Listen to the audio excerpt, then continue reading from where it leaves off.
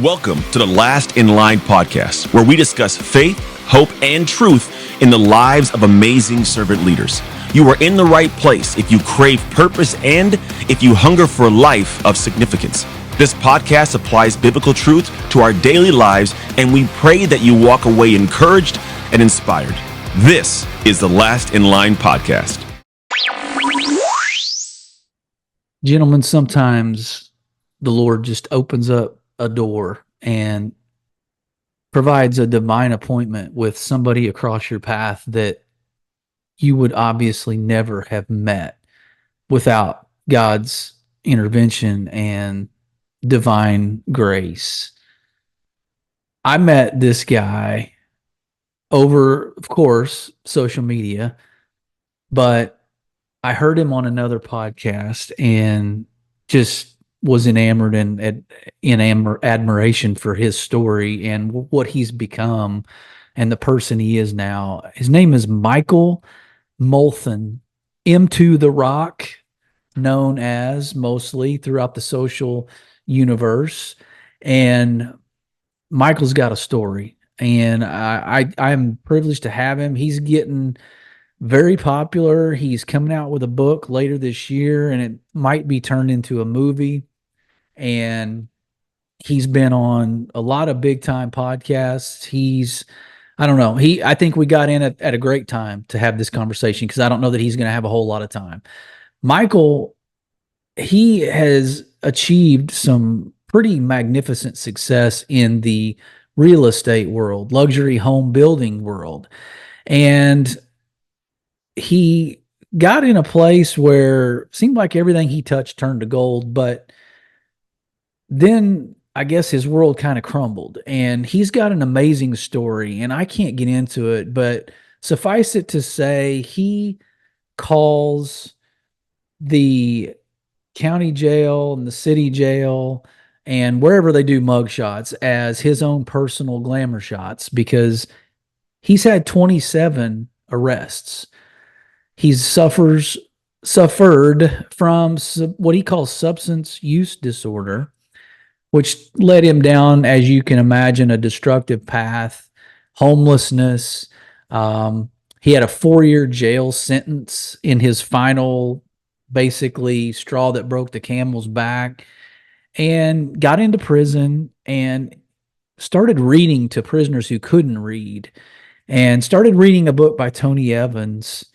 And it just revolutionized his world and radically transformed his worldview as a spiritual being, and became a Christian, and then started witnessing and discipling to all these people and changing people's lives. And just long story short, Michael experienced what was a God moment, a Moses moment of parting of the Red Sea, and was released from prison.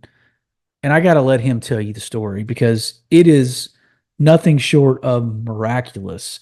But he is a motivational speaker, like I said, soon to be author, and just creates a platform for offering resources to those who suffer from the same chemical abuse disorder or substance abuse disorder, or just any addiction, because Michael says we're all addicts. And I'm going to let him tell you what he means by that. But without any more of me, I am privileged, honored, and blessed to bring you the one and only M2 The Rock, Mr. Michael Molthan, to Last in Line podcast.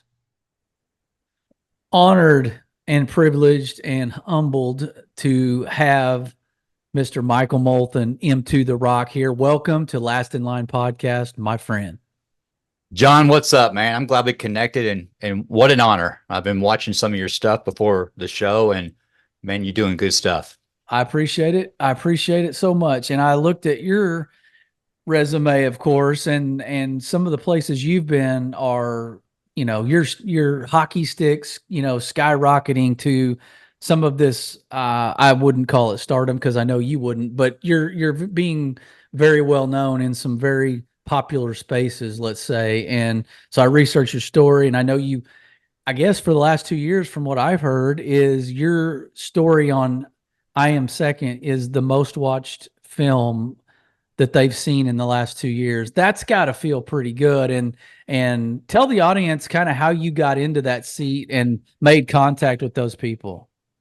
Oh God. I mean, it was like, they reached out to, to us, and I'm like, at first I'm like, I like I Am Second. I've seen a bunch of their stuff, and it's all these like banger celebrities, Yeah. all these household names, and they called me, and I'm like, why? And Yeah. so, we went in there and did it. And, I'm in Dallas, Texas, and I don't know if anybody knows this, but their world headquarters is in Plano, Texas, just north of Dallas. And I didn't even know that. And yeah, it's opened a lot of doors. And, what's cool about everything, into the rock is that, I'm all about attraction, not promotion. And, everything that you've seen and that into the rock, they've reached out to us, and so it's just been a blessing. And yes, I Am Second has been a huge deal, over 30 million views over all our platforms and theirs and websites. And Yeah. And then I didn't realize that in the last 2 years, it's their most viewed film of all time. So that's kind of cool. That's incredible, because that means it's doing what it's supposed to be doing. And I found you really on Ken Joslin, kind of a mutual friend of ours. He was on the show last year, and I just keep track of everything he does, because Ken is he's a breath of fresh air a lot of times, and his energy is unmatched most often. But I'm thankful that we got connected, and I really appreciate, I got to say, in a public forum, I appreciate the way that you respond and the way how personal and personable you are, because you could very easily have said, I'm busy, right? Because you're doing a book, you're doing a film, you're constantly being called to make appearances like this. And we're just a little, we're a small growing podcast, and we're trying to do the right thing and have a voice. You could have had every reason to not come on. So I want to formally thank you for being humble enough and gracious enough to come on here and share with our audience, because they're gonna benefit from your story. But I want to share this with you. You'll appreciate this. This morning, knowing that I had this conversation coming, in my devotional time, every morning I'm up and I'm reading YouVersion devotionals. I'm in the Bible, trying to be consistent.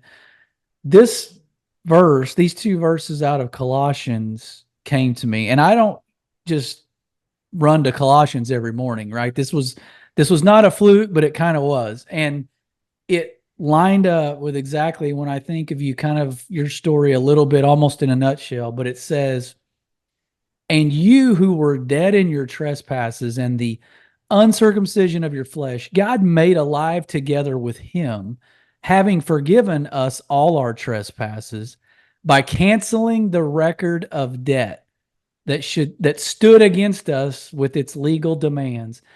This he set aside, nailing it to the cross. He disarmed the rulers and authorities and put them to open shame by triumphing over them in him.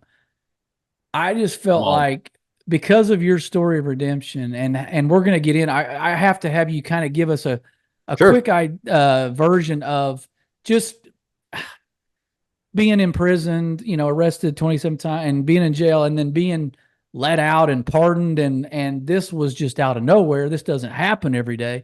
So I just felt like that was pretty timely scripture, because it says a lot about where you've come, how you got here a little bit, and just the redemption and the blood of the cross. So, man, talk about your faith just for a second. And I know we might skip ahead, we might go back, but talk about your faith right now, just where you are spiritually. How do you feel like you stand, and how is your strength growing every day?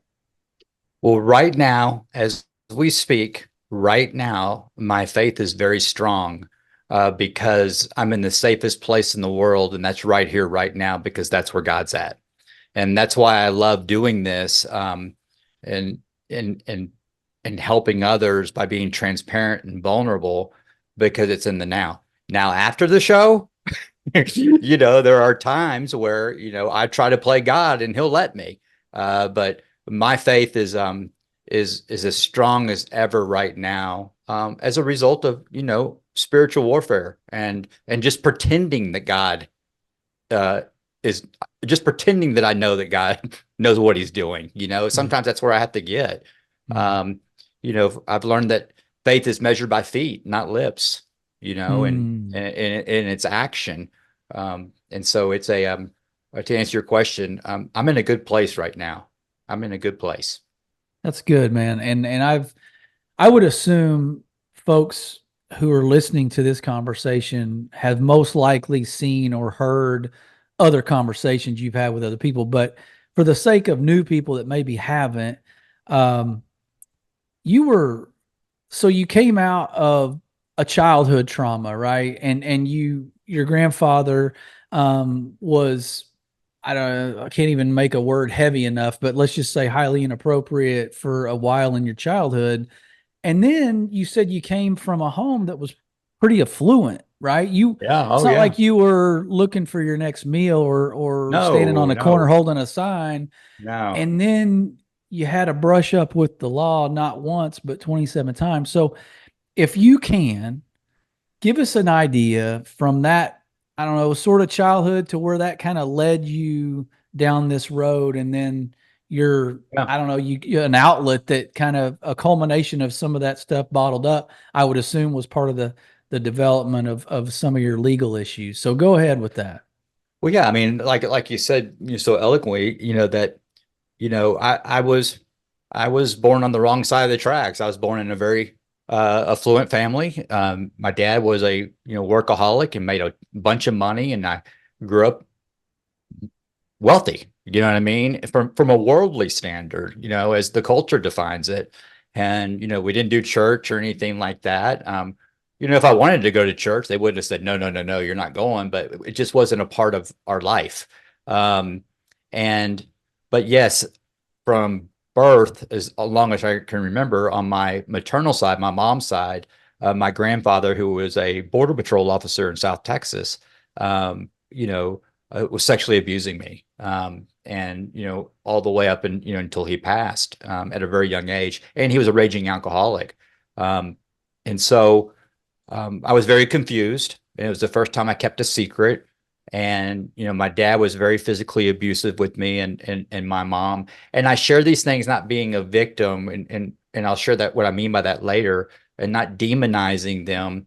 Um, they did the best they could with the tools that were given to them, from generational, handoffs. Yeah. And so I've truly forgiven them, and and I don't think they owe me an apology. That's true forgiveness. If you think someone Yeah. owes you an apology, you might have a resentment. So, Mhm. in growing up and keeping this secret, and I basically grew up in my room. I was always told to go to my room. My brother was completely opposite of me, very easygoing, manageable. I was this hyper kid that my mom would, always take into shrinks and stuff like that. And so they started medicating me as long as I can remember, at a very early age. And I'll never forget, this doctor came, my mom came to, pick me up, and she says, how's he doing? And he goes, well, I did a test on him, and, he's got a miraculous condition. It's called twin brain. He's a genius. He's a very business savvy on this side and very creative on this side. But if the business left side of the brain is not working, he can't be creative, and it causes a lot of anxiety and paranoia and depression and all that stuff. So he just stays confused, and you become very hyper, Mhm. And I was always being funny at the house, and I was trying to, gain acceptance and love. And the more the abuse, the more I would try to say, love me, love me, love me, and, make people laugh. And, I basically formed, DID, which is dissociation disorder. I just disassociated. And so I was reaching for visible things to try to fix my invisible problem. But then when I had my first sip of alcohol, just something happened. Mm. I thought it wasn't a spiritual awakening. It was just euphoria um, at 10 years old. Now, was I drinking a six pack the next day? No, but I never forgot that feeling. I remember as a young kid, we did these things where we hyperventilate, and you go up and they push your chest and you faint, and I love that. I mean, huff and glue and just anything to disappear because, Mhm. um, and a side note here is, regarding addiction, it's like we need to stop focusing on the addiction, and we need to focus on why the addiction, you Mhm. know, because why the addiction is to find ease and comfort from trauma, pain, and suffering. And we all have it. So, as I was growing up and, multiple suicide attempts, always kept this secret. I lived this character, this false character that everything was great. And I pulled it off for a long time. But when I got out of high school, I grew up in the country clubs. I was a real good golfer. This very high-end country clubs I grew in. I was a good golfer. I grew up in the men's locker room. And these men raised me, and I looked up to them, and they taught me how to drink. They taught me how to gamble. They taught me how to play golf. And I got to hear how they were treating their wives and bragging about infidelity and all that stuff. And for some reason, that always bothered me, because one thing I saw in my dad was he wasn't that kind of guy. He was a workaholic, and I had no relationship with him, or my mom. But I was confused because they had all their focus on, my brother, because he was easy. He was manageable. He was a square. And so, after my senior year of high school, getting recruited by, colleges to play golf, I said, I ain't doing that. I want to get out. And I was approached by the best golfer in the world at the time from Dallas, that I went on the tour with him and caddied on the Pro Golf Tour.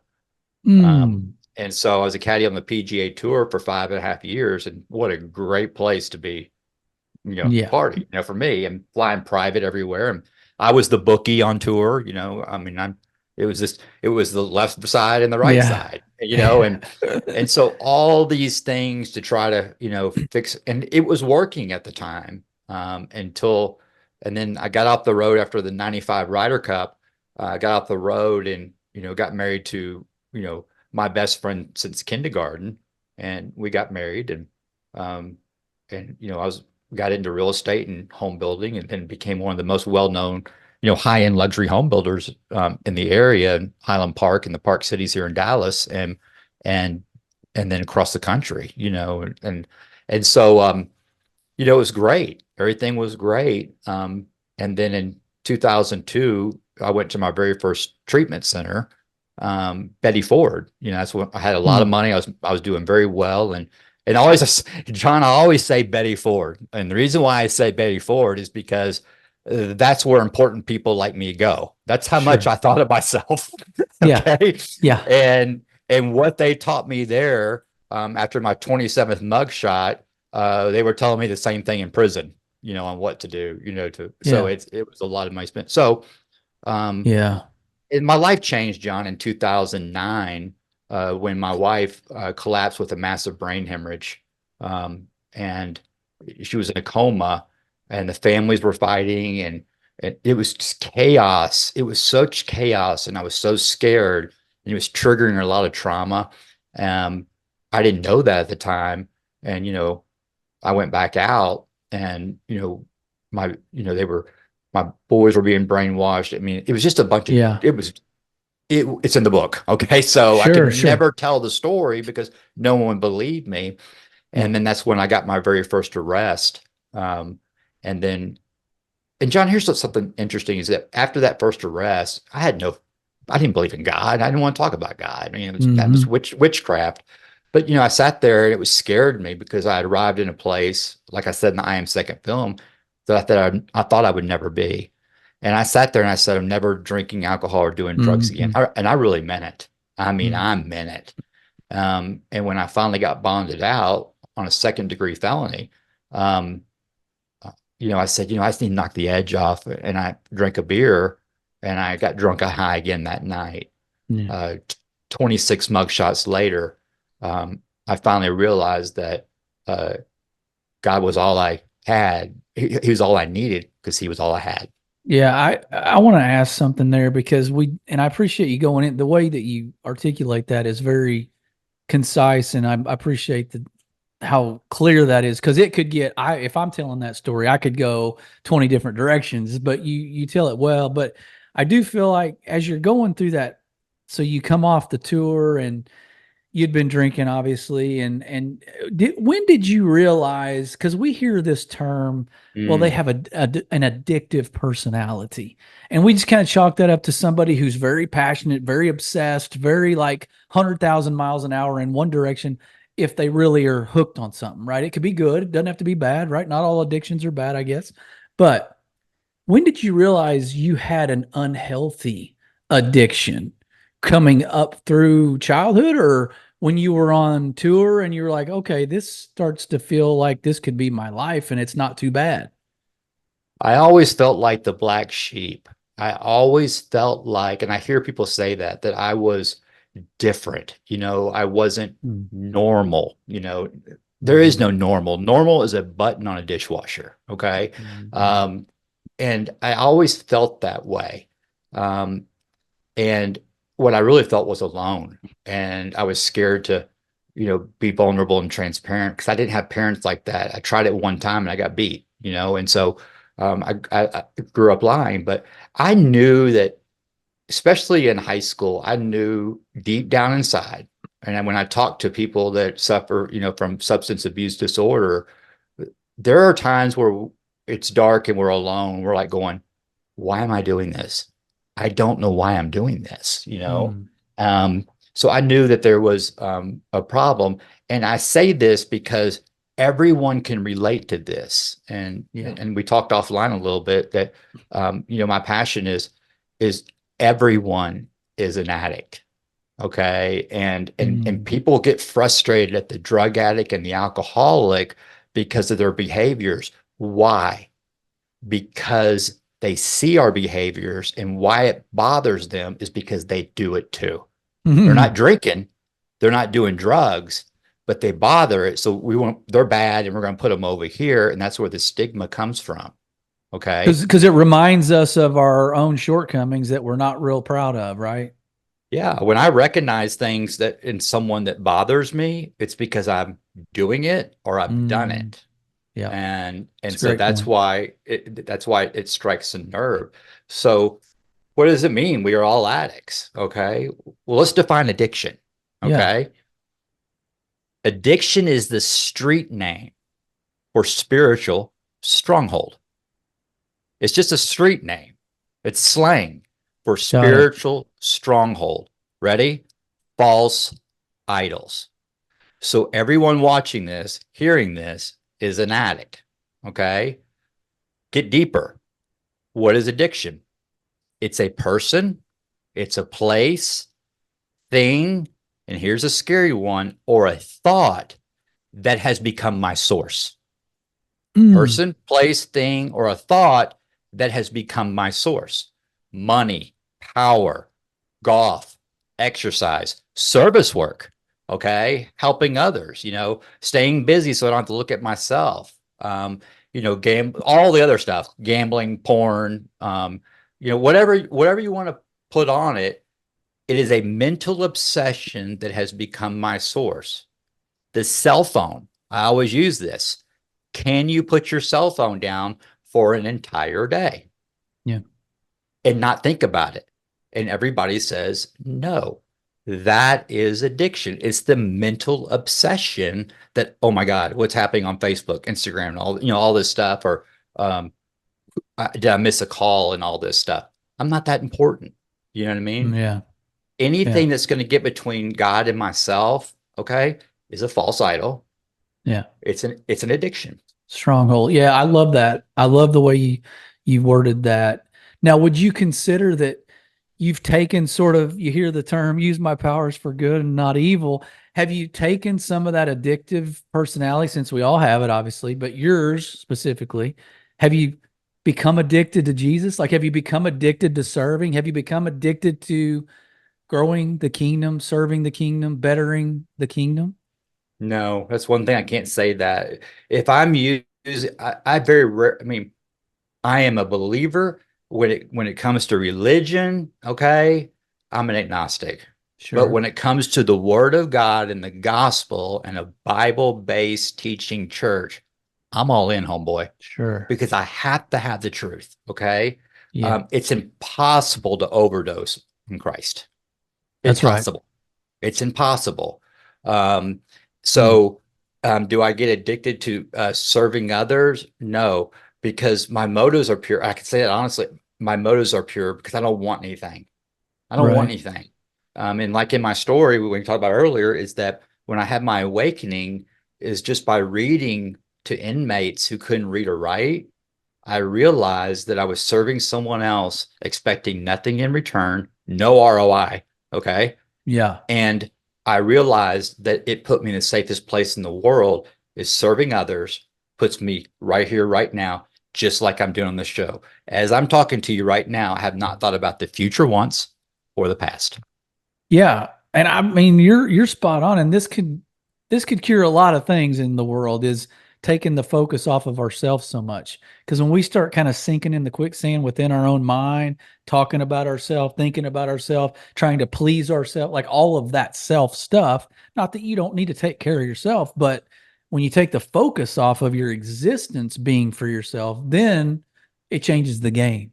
And Right. that's where your perspective changes. So when you're in prison, you're ministering. I mean, you've got a small group going, a Bible study with some of the baddest of bad dudes that are in behind bars. They're And still they there. all love you, and they all love you because they can't read, and you're reading to them and ministering to them.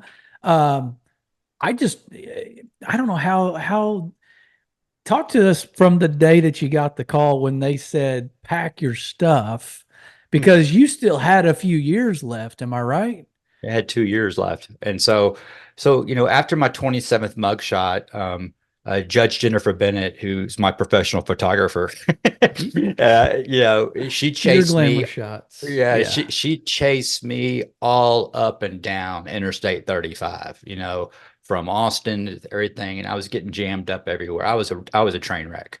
Um, you know, Being where I was at from a worldly standard and as the culture defines it, having everything, to living in a stolen suburban behind the bait shop, down in Central Texas at the lake. I don't know why alcoholics and drug addicts, we always end up at the lake, but anyways, and I'm living in there and I'm like going, I remember, I had thrift clothes and I had a window screen over the broken window so the bugs wouldn't get in.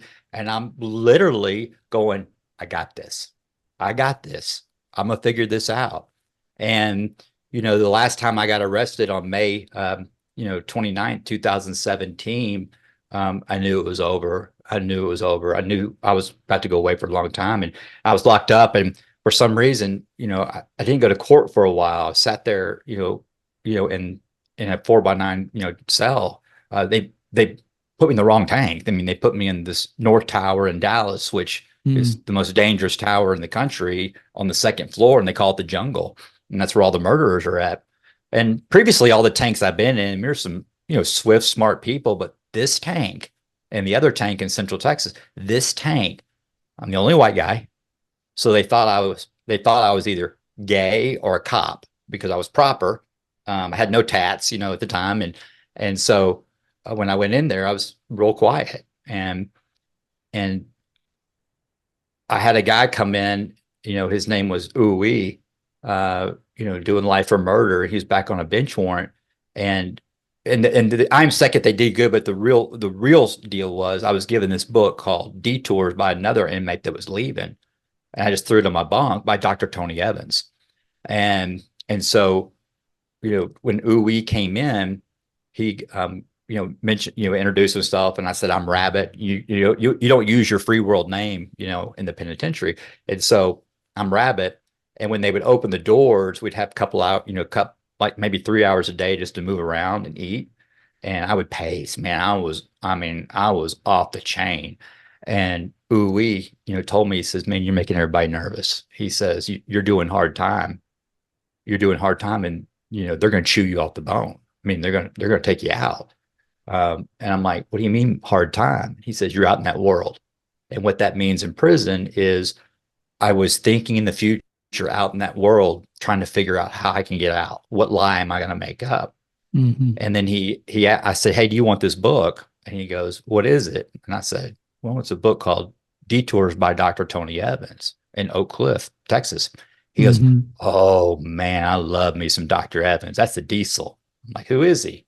He goes, he told me this. And then he asked me, he says, will you read it to me? And it blew me away. I go, why? And he says, I can't read, I can't write. So I started reading it to him. It was a story of Joseph, and it just captivated me. I could relate to it. And then I realized that 4 days go by, John, and I wasn't feeling anxious. I wasn't feeling paranoid, depressed, and all that stuff. And I realized by reading to him, it put me in the now. And then other inmates, were coming up to me. I have really unique handwriting, and they were like, "Man, I love your handwriting. What's it say?" And I go, "Well, it says this." And they go, "Why?" He goes, "We can't read or write." So the whole tank of 45 men couldn't read or write. And these are gangsters. I mean, I watched a guy get killed in front of me. I watched a guy jump off the second row and hang himself. They were Oh man. monsters, all this in front of me. And so I started reading this Detours book to them, using my personal experience, how it was helping me. And this tank grew closer and closer together. And then Wow. they transferred me to Central Texas, and they put me in another aggravated assault tank. Same thing. No one could read or write. This is crazy. And then on October 13th, 2017, after I read this verse and I realized this was the eye opener, Matthew 6:14 and 15. I got it right here. It says, "If you forgive those who sin against you, your heavenly Father will forgive you. But if you refuse to forgive others, your Father will not forgive your sins." All right. So in my translation, if I forgive the people who had hurt me, done me wrong, God's going to bless your game. And I truly surrendered to that. It hit me. I mean, it hit me again, another awakening. And I kid you not, 2 days later, they came over the microphone. They said, "Michael Molthan bunking junk." And everybody's like freaking out, even the guards. And they literally had to physically push me out of prison. Yeah. And I made the trip 300 miles back to Dallas to turn myself in. And Judge Bennett said, "I've heard what you've been doing, and I'm not going to get in the way. I want you to go pay it forward." And that's what I'm doing 7 years later. I mean, you're living proof and forever will be of God's miraculous intervention. Like, this is unexplainable what happened to you. And I'm not a professional of the legal system and I'm not a lawyer, but people know enough to know that that doesn't happen very often. And Not in especially Texas. for this woman, especially for this judge to be like, "Bro, I've seen it feels like every year I've seen you multiple times a year." And for her to say, "I think something is happening here in your life for the good of others, and I'm going to pay it. I'm going to let you go." And she said, "Pay it forward to you." And there you go, off to the races. And you're writing a book called 300, and we're going to maybe we won't get into it We can. because I know We it's can. coming out. But I wanted to I pulled this off your website because I want to talk a little bit more about addiction because I feel like there's some work to be done. I mean, it's not a hot take, right? I mean, I understand that we still have a large mountain to climb as a society, but talks about there's some stats here on your website. By the way, your website is well done. I really like it. Very good, very good. So 269 million people use drugs at least once in 2018. Some of these are 2019, some of them are 2020, 21. 12-year-olds and older. Unbelievable. I don't understand. 20.4 million of 12-year-olds and older have some sort of substance use disorder. 1 out of 10 have a substance disorder that requires long-term recovery. This is crazy. 3 million people die from alcohol each year. And there's some other ones on here, but what I also wanted to know too is how many violent crimes come out of addiction, some sort of addiction, right? Or substance use, right? How many violent crimes? Millions. So how did we get here as a society? I think it lends to your point earlier of we're all addicts in some way, but how do we get people out of that shell that sort of chains them up and leads to a lot of these statistics, in your opinion? Well, ask me this question. Why is this happening? Because I have an answer. That's what I mean. How did we get here is what I'm asking. Well, how we got here it is. We've got to stop watering the leaves on the tree and being confused on why the tree is dying. Okay? Oh my goodness. We've got to get to the root of the problem. And it goes, here is the answer. The crisis today is the missing man. Because 100% of the gentlemen that I did time with had little or absolutely no relationship with their father. Come on. And it's time for men to take back the dinner table. Come on. We have sissified men today. We have sissified them. And what it's time for males to become men, not as the world defines it, not as the culture defines it, but as how the Lord defines it. Let's go. Because God is looking for kingdom men. Hey, if we have a messed up man and a messed up family, we're going to have a messed up family. And if that messed up family goes to a church, we're going to make our contributions to a messed up church. And the church to the county, the city, the state, the country, and the world. So we're wondering why we are right where we're at. And it starts with the man because God created Adam first. And it all is on us. It's our responsibility. And that's the solution. 1,000% agree. I mean, you are singing from the same hymnal as the people watching this or listening to this. We talk a lot about that. We talk a lot about leadership, but we also talk a lot about manhood and how we step into what God designed us to be. The blueprint was set out for us. And then we started making adjustments on our own as to what fit us, not what fit his design. So you had your challenges with your earthly father, of course. I know you're a father, and I'm sure there's challenges with every dad. Could you look back at yourself, maybe in those early years of you have 2 boys, right? I actually have 4 children. I have 2 from previous previous marriage, and it's all going to be in the book, and it's all great stories. But yes, my last 2 in my last marriage, I was a great dad. I gave them 100%. We didn't do church. Well, we went to church, but I went there to network. But I wasn't there yet. But can I ask a question right there? So, what would that dad of those last 2 say to you as a dad for the first 2? They would say I was a great dad. I was there for them. I mean, I wanted to stop the pattern of what I went through. And I did that. And then when my wife went down and the chaos happened, they were, I haven't seen them. I haven't seen them since. Yeah. And I have major abandonment trauma. And that's what triggered me. And I had no tools and no spirituality, no relationship with Christ. So I was just self-will run riot. And today, and I share this with everybody, that I want the world to see life through God's perspective and not the world's. Is that when I see life through God's perspective and not the world's, and what that means is I see why God allowed that to happen. I see why he allowed all this to happen, because he needed all of me. He needed all of me, all the way to the point of, I accepted my role that I play with my grandfather. I get a lot of big eyes that I played a role in that. And the role that I played in that, John, is I chose to hold on to the resentment. I chose to hold on to it. True. I mean, and let me tell you how that worked. I was speaking at an event one time.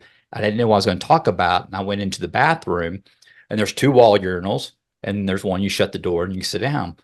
Well, a guy was here. This one was empty. And there was a guy in there with the door shut, and I had to wait on him until they left and till I could go to the bathroom. I did that my whole life. Even to this day, I still lock the door behind me in my own house. Okay. It's ingrained in me. Yeah. But when I went out there, I drew it on this big whiteboard of what I just experienced in the bathroom. Okay. A gentleman was crying on the front row, and he says, "You just changed my life." He says, "I thought no one felt that way." And so as I was driving home, processing it and looking at it through God's perspective, that God is actually using my grandfather, my story, the story, to speak through me to help others. It was a gift. What I went through is a gift. And so I get to share that to help others, because we don't know who we're dealing with up here, but that's seeing it through God's perspective. John, 2 weeks later, I'm getting thousands and thousands of emails from prisons. That guy that I touched his family member is the big wig at Securus Technologies, government communication to FBI, White House, all the Mm, courthouses, all the penitentiaries, all the jails. Okay. He put Into the Rock on all the tablets in come every on. jail, every prison in the country. So this show we're doing here, we Wow. will download it to our podcast and all the inmates will hear it. So Come on. I'm still reading to others as a result of forgiveness. And see, I hate to sound, I don't know what it sounds, cliche or whatever, but look throughout the Bible and how God took somebody's trauma and made it somebody else's triumph, right? And Yeah.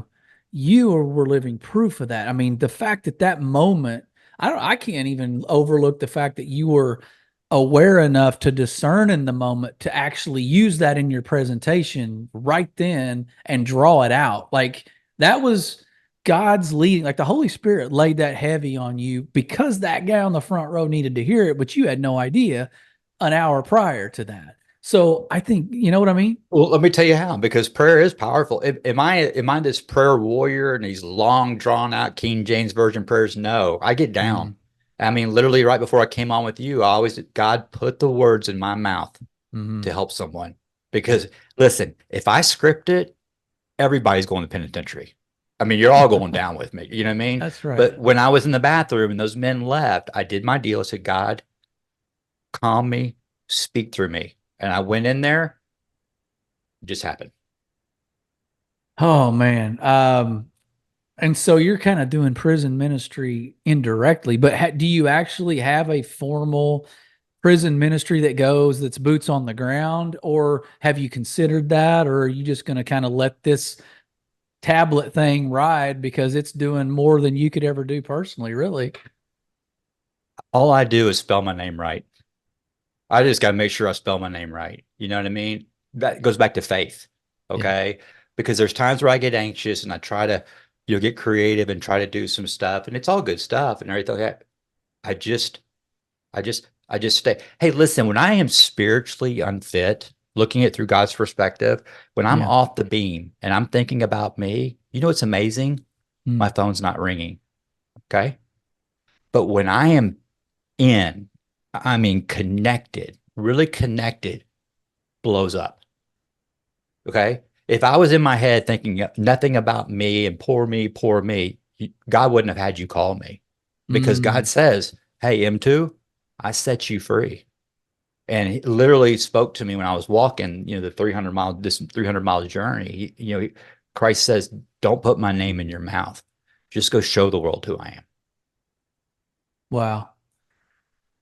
I mean, so if we're managing mindset, let's just say for the guys, as we kind of land the plane a little bit and be respectful of your time, manage a mindset for the audience. If we've got guys, maybe they're not so far to the left or the right on their addiction, maybe they are. But even guys that are just kind of in the middle doing life on a daily basis, we all have this mindset thing going on that we have to discern spiritual warfare. We have to fix our thoughts on the right thing.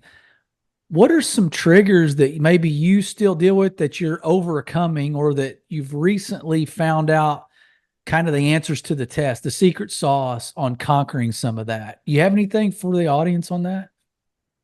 I do. Well, first of all, is what I recognize things. If I start seeking visible things to change the way I feel, okay, Mm, I'm in full blown relapse. Okay.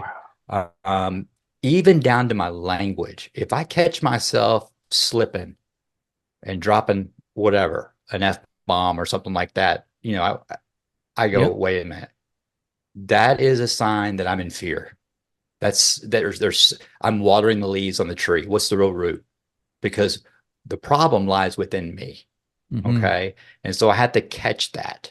Um, that's what I do. That's the mindset, is recognizing that, because so many people, especially people, I love working with people who have everything. I'm very fortunate. I do a lot of coaching. I work with some A-list celebrities, um, and they have everything. And that is we raise the meaning of rock bottom. We were raising the bottom so their story doesn't have to be like mine. And it's recognizing those things. And, when someone calls me, it's like, it's funny. They'll go, I know you, I don't want to talk about God. I said, we ain't talking about God. I just don't want you to put a needle in your heart today. And then they feel safe, and Well, I'm not so God. and it sounds to me like dealing with the clientele that you have, being maybe that upper income bracket, let's just say, I did have in my notes that comfort can be our worst enemy sometimes. And so whether we've dealt with the trauma to the extent you have, or maybe we've hurt our wife in some way emotionally, or we haven't been there for our kids, or we've cheated at the job, or whatever, like when we get comfortable and we start thinking, taking ourselves a little too seriously and putting ourselves a little bit too far up on the pedestal, right? We're setting it up for the fall. I mean, it talks about pride comes before the fall, right? So was pride a factor in like your crash? Let's just say, like, were you, because you were doing well as a home builder, you were rocking and rolling, like you were making all kinds of money. So would you say comfort, pride, those things kind of led to you thinking you were invincible? And does that apply to us too, would you say? Yeah. I mean, I was addicted to being that person that the world and the culture was defining who I'm supposed to be. You know what I mean? Money, stuff, all this stuff, and it was working for a little bit, but deep down inside, I wasn't being honest. I was hurting. I was in a lot of pain, and I would stay real busy so I didn't have to look at myself. And God took all that away. And he said, you're going to mind somebody, you're going to mind me. And that's when I literally, after my 27 mugshot, literally had nothing. When I signed the card for an emergency contact, I couldn't even put a name or number on there.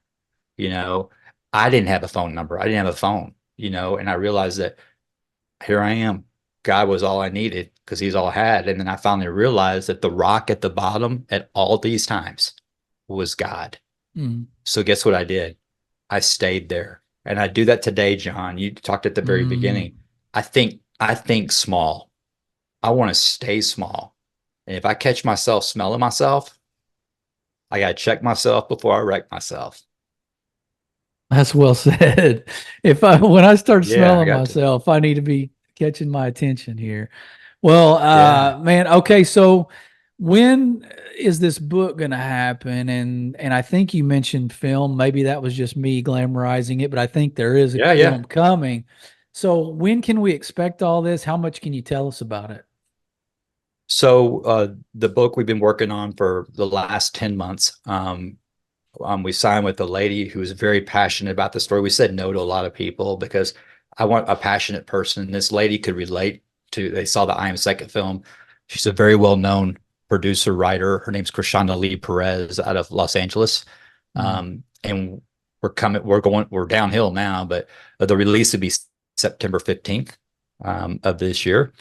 And so, we'll be promoting all that, and then a book tour, TV tour, and then got a great publicist that we'll be working with, and then we're going to turn it into a film that will. And the great thing is I said no. People approach me immediately about the book, but I want people when they close it, they go, "Wow, the people who did me wrong actually were my heroes." There's no demonizing anybody. This is not a campaign to lock up child molesters. This is actually, I'm grateful for my grandfather. I'm grateful for the things that happened to me because seeing it today through God's perspective, that's how I can raise the bottom for other people. And that's how I'm a witness for Christ without even saying his name. Yeah, that's huge. Wow. And did I hear Ken right? You're engaged? Are you Yes, yes. when is that big magical day going to happen, or have you set We're one? working on. We're just trying. Yeah, it's not going to be big. Got a lot but going on. We're gonna. Yeah, so we're just trying to find a time to maybe go see Judge Bennett. Who knows? Hey, that'd be Uh, that's a perfect bookend. but Well, I appreciate it. Yeah, go ahead. it's been great because I talk a lot of relationships and it's been interesting how passionate she is with me and how she helps and I learned about triggers, you know what I mean? And, triggers from what my mom used to say, but she's saying it differently. You know what I mean? It's out of love. I'm like, wait a minute. And so, I take those situations and turn them into content. There's one last thing I want to say real quick, to the men, Yes. and to the men watching and listening to this.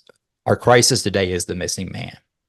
Men, don't ever underestimate your role as a husband or a father, because your wife's view, and most importantly, your children's view of Christ, all depends on their view of you, me, John. 1,000%. So we have a responsibility, and that's what will stop the drug problem. That's what will stop alcoholism. I was on Fox and they said, we're going to build a wall around the country on this fentanyl deal. And I told them, I said, that ain't going to work. I'm still going to get high. The problem is me. Yeah. The problem is me. And the solution is connection. That's a great point. I was about to ask that because most people in your situation have a sponsor or did have.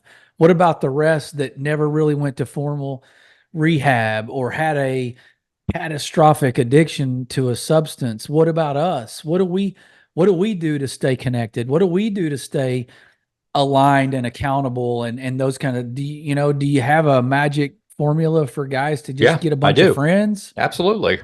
No, absolutely. There's a guy out there. There's somebody that you look at that you want what he's got.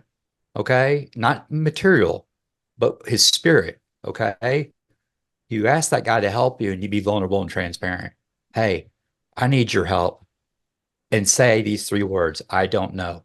I don't know why I get angry all the time. I don't know why I eat so much. I don't know why this. I don't know why that. Can you help me? And that's where the connection's at. Hey, we're masters of connection. Using addiction as an example, I was very connected at the bar. I would hang out and I had a fellowship of people that would co-sign on my resentments and anger. Yeah. And I got no relief, but I would keep going. Today, I've got, a couple of men in my life, Dr. Rob Kelly, Ray Wiley Hubbard, who is my mentor. He's become like a dad to me. And that my circle is very, very small. And I lean on these guys and I can share anything with them. And I feel safe with them. That is the solution. We cannot do it. Satan wants me to have conversations with myself. That's right. That's right. That's good. And we could all get sucked into an echo chamber of, like you said, the guys at the bar who are going to agree with everything you say and just pile on to the pity and the victimization, and even or the guys at the water cooler, right? Yeah. Yeah. Well, I think it's going to take the Holy Spirit helping us discern those right relationships and maybe show us those of divine appointment, those people that we can. And I would encourage guys to make a list. Like you said, make a list of 3 or 4 guys that you want what they have, all aside from the things you can see, possessions and toys and, accomplishments. Right. And how do you know if it's the right guy? If I'm sitting there dumping on him about something that's happening to me that is valid or invalid, or whatever it is, let's just use, she's on me, all this stuff. Woo, woo. Sure. Okay. Here's the key thing. This is how you know you got the right guy. When he looks at you and says this, hey, John, what role do you play in it? That's what we need to look at. It has nothing to do with all the outside deal. Has nothing to do with what's outside your hula hoop. What role do you play in it? That's how we get to the root. We ain't gonna water the leaves. We're gonna get to the root. Very good. And then when we start seeing the role we play in it, there is where the spiritual awakening happens, and that's where our faith grows. That's good. That's great. No, it's good. I'm so grateful we got to do this, and thank you for making time and squeezing us in and whatever you had to do to juggle your schedule. But thank you for allowing us to come into your world and kind of kick the door in on your story. And I appreciate you sharing. I can't wait to see what the book's got and all the appearances you're going to make. I think we got in on the ground floor and got you before no one's ever going to get you again on a show because you're going to be booked solid. But I'll come back anytime. I'll come back anytime because you know why? Because you're in solution anytime. You're great. You're the great guest that we've had this week, and I'm gonna get this out as soon as possible if I have your blessing. I'm gonna cut it up Yeah, let's and go. pull some good stuff out of it and send clips and all that, and I'll even send you a copy. But man, audience, Well, yeah, go ahead. What were you yeah, gonna say? we're gonna put it on all of our platforms for you to promote you, and then because it's all about helping you. Thank you. m2therock.com, am I right? mtotherock.com. Yep. mtotherock.com. We're going to put it on the show notes. But audience, he has been the one and only Michael Molthan, M2 The Rock. We have been last in line. Be blessed.